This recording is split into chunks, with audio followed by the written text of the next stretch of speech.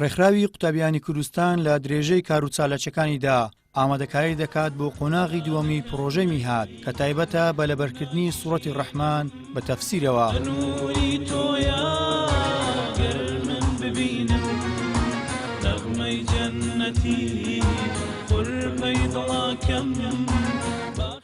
وا بڕیارە پرۆژەکە لە سەرتاسەری هەرێمی کوردستان بەڕێوە بچێت بە بەشداری زیاتر لە 33,000 قوتابی کە بەسەر 51 بنکەدا دابەش بووە کە ژمارەیەکیان لە دەروی وڵاتن لە هەریەکە لە وڵاتانی بەریتانیا و فینلەنداش ئەنجام دەدرێت. ئێمە تەواوی ئامادەکاریمان کردووە لە سەبارەت بە پرۆژەکە. ئێمە وەکو پرۆژەی ئەمجارەی پرۆژەی میهات زیاتر لە 40 شار و شارۆچکە پرۆژەکە بەڕێوە دەچێت. ئەمساڵ بەرەو پێشبینێکی باشتری بەخۆیەوە بینینەوەی کە لە دەروی وڵاتیش لە بەریتانیا و لە فینلەندا بەشداربوومان هەبوو و ستافمان لەوێ هەیە و هەم ڕێکخراوە لەوێ تاقیکردنەوەکە ئەنجام بدرێ کە تاقیکردنەوەکە لە 28 دەی 2022 واتە ڕۆژی هەینی دەکات. لەم پێشبڕکێدا وا بڕیارە 122 کەس لە سەرکەوتوان خەڵات بکرێن، خەڵاتەکانیش 12 گەشتی عومرە و 100 خەڵاتی شایستە دەبێت.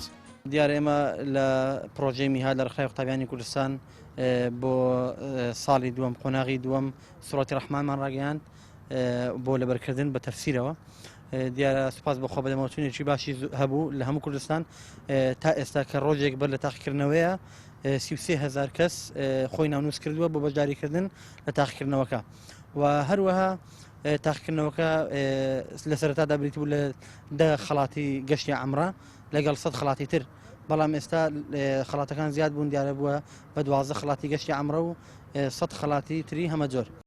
ڕێکخراوی قوتابیانی کوردستان بە شێوەیەکی تایبەت بۆ پەروەردەکردنی کۆمەڵگا گرنگی بە قورئان و فەرموودە دەدات. تاوەکو ئێستاش دوو قۆناغی پرۆژەی میهادی قورئانی ڕاگەیاندووە کە یەکێکیانی بە ئەنجام گەیاندووە و ئەوەی تریان لە قۆناغی کۆتاییدایە کە تایبەت بووە بە لەبەرکردنی قورئانی پیرۆز. لە بەرامبەردا دوو قۆناغی پڕشنجی فرموودەشی بە ئەنجام گەیاندووە کە تایبەت بووە بە لەبەرکردنی فەرمایشتەکانی پێغەمبەری ئازیز درودی خوای لەسەر بێت. لەم چوارچێوەیەدا زیاتر لە 45,000 کەس بەشداری پرۆژەکانی تایبەت بە فەرموودەکانی پێغەمبەری خودای کردووە. گەیلان سابیر، کەناڵی ئاسمانی پەیام، هەولێر.